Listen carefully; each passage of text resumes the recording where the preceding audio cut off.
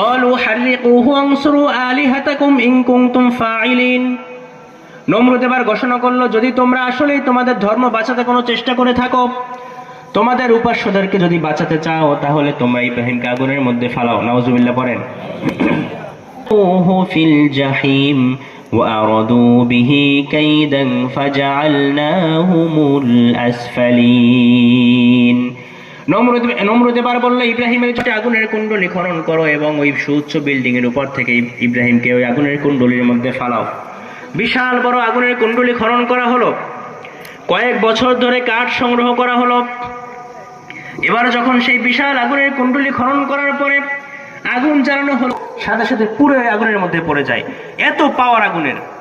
বিশাল বড় ইমারত বানিয়ে এবার ইব্রাহিম আলাইহিস সালামকে আগুনের ফালানোর পায়তারা শুরু করলো, কিভাবে করা যায়। তৎকালীন সময়ে একজন লোক ছিল, তার নাম সম্ভবত হাজান। ওই লোক বুদ্ধি দিল যে ইব্রাহিমকে এই আগুনে কিভাবে ফালাবেন, মানে এত আগুনের তেজ, এবার আগুনের ধারে কাছে আর কেউ যেতে পারে